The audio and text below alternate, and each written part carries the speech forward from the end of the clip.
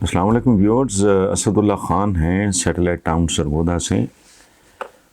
وہ پوچھتے ہیں ہمارے ہاں کئی دہائیوں سے علامہ اقبال جیسے دانشور، قائد اعظم محمد علی جناح جیسے سیاستدان، اسٹیٹسمن، ڈاکٹر عبدالقدیر خان جیسے سائنسدان، مرید نیازی اور فیض احمد فیض جیسے شاعر پیدا ہونا کیوں بند ہو گئے ہیں؟ کیا ہم ذہنی اور فکری طور پہ بانجھ ہو چکے ہیں؟ تو اسد اللہ خان صاحب، بات تو سچ ہے مگر بات ہے رسوائی کی۔ خاص طرح کے لوگ خاص طرح کے انوائرمنٹ میں جنم لیتے ہیں۔ مثلا ہم نے کبھی کو بڑا سائنسدان پیدا نہیں کیا۔ ابھی آپ نے ڈاکٹر عبدالقدیر خان صاحب کا نام لیا ہے، میں ان کا بہت احترام کرتا ہوں، وہ بہت خوبصورت انسان ہے، ان کی کنٹریبیوشن لاجواب ہے، لیکن وہ ان معنوں میں سائنٹسٹ نہیں ہیں۔ پلیز اس کو سمجھ لیں، چونکہ انہوں نے بہت اہم رول پلے کیا پاکستان کو نیوکلیئر پاور بنانے میں، ایک ایٹمی طاقت بنانے میں، لیکن ہمیں اور آپ کو یہ علم ہونا چاہیے کہ ایٹم بم ایک ایسی چیز ہے جو دوسری جنگ عظیم میں استعمال ہو چکی،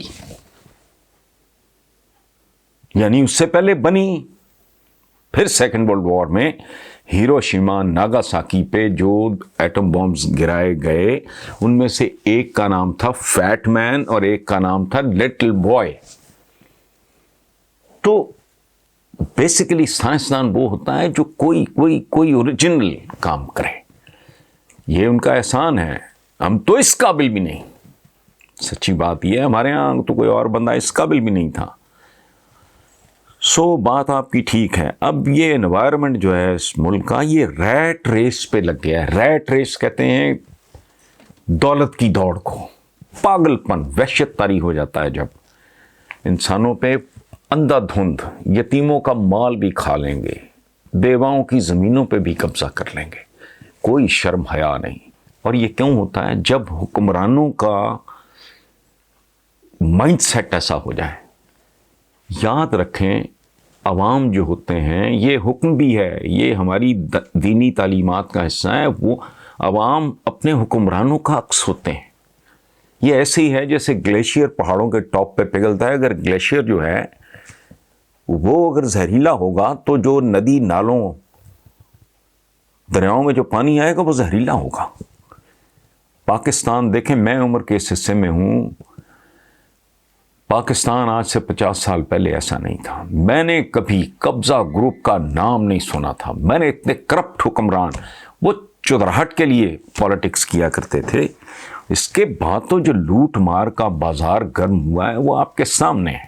ابھی افغانستان کے طور پہ عمران خان کا باقی سب کے ساتھ کمپیریزن جو آیا ہے کہ انہوں نے کتنا خرچ کیا ہے، انہوں نے یہ کون سی توپ چلا کے آئے ہیں وہاں۔ تو ایٹیچیوڈ یہ اچھا بانجھ بالکل ہو چکے ہیں۔ یہ جو بات آپ نے کی ہے بڑی کمال کی بات کی ہے۔ میں بڑی اداسی سے یہ بات سوچتا ہوں، کرتا ہوں، دوستوں کے ساتھ کرتا ہوں، شاید لکھ بھی چکا ہوں کہ ایک جیسے کہتے ہیں نا کہت الرجال، وہ چھوٹا لفظ ہے۔ اب جہاں کہتے ہیں نا بڑے درخت نہیں رہتے، ادھر پھر ہم جیسے رنڈ پردھان بن جاتے ہیں۔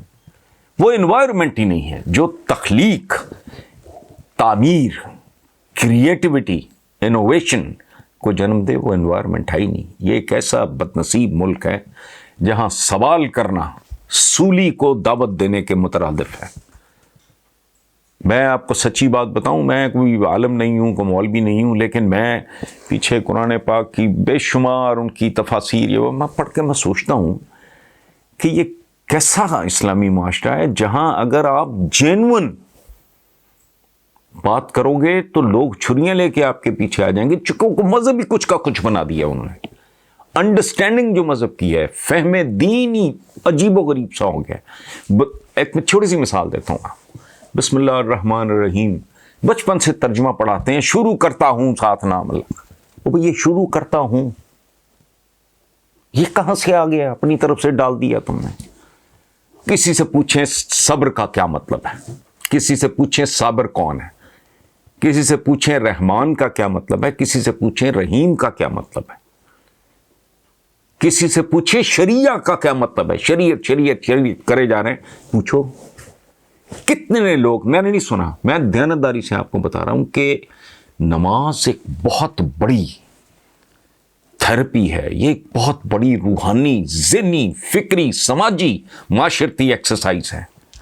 صفیں سیدھی کرو، سمبولک بات ہے. اپنے معاملات سیدھے کرو، اپنی نظریں سیدھی کرو.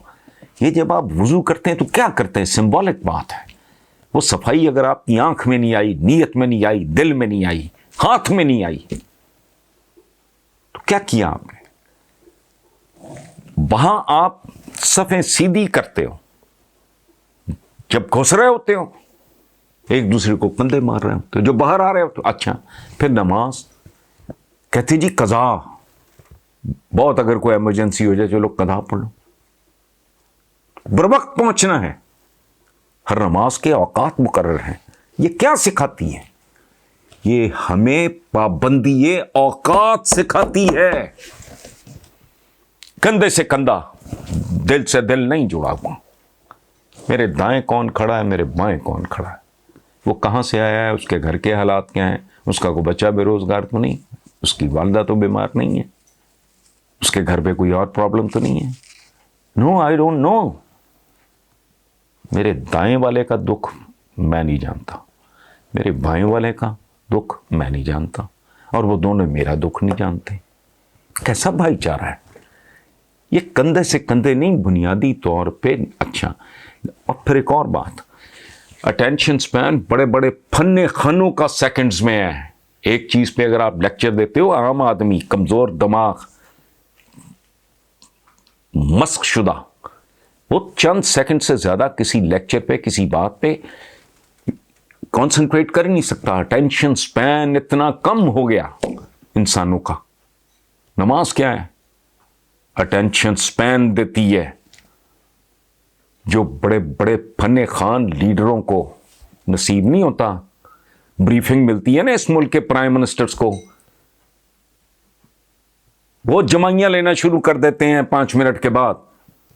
ایک موضوع پہ یکسو ہو کے اس کو غور سے سننا، اس کو سمجھنا.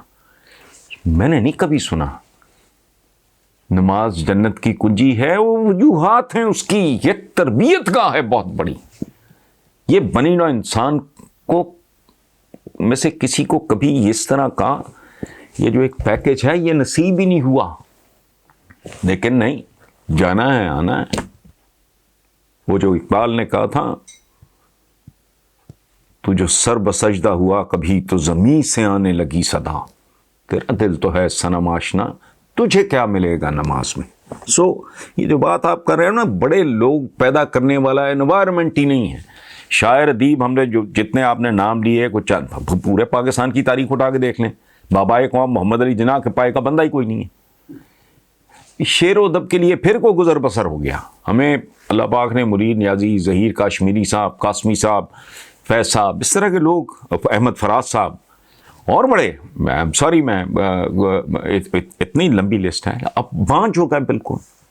ان کے لیے بھی انوائرمنٹ ٹھیک نہیں رہا. ان کے لیے بھی انوائرمنٹ ٹھیک نہیں رہا. سائنٹسٹ پیدا کرنے کے لیے تو انوائرمنٹ کبھی تھا ہی نہیں. اور اب تو یہ جرم بن گیا. سائنسدان پہلا کام کیا کرتا ہے؟ سوال کرتا ہے. یہاں تو سوال پہ گریبان پکڑ لیں گے. حالانکہ وہ یہ سائنٹسٹ، میں بہت عزت کرتا ہوں سائنٹسٹ کی، یہ اللہ کی تلاش میں نکلے لوگ ہوتے ہیں. یہ رب العالمین کی پہیلیاں بوجھنے والے لوگ ہوتے ہیں.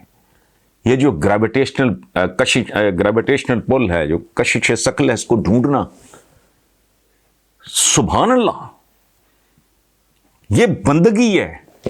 یہ جاننا عبادت ہے، بندگی ہے کہ رب العالمین نے ایک ذرے میں اتنی قوت رکھی ہے کہ اس کو توڑ دو گے، جو آنکھ سے، ننگی آنکھ سے نظر نہیں آتا، اس کو توڑ دو گے تو وہ پھر ایٹمی توانائی نکلے گی اور یہ ہوگا. بہرحال میں لمبا بات کر گیا، ایم سوری. Thank you.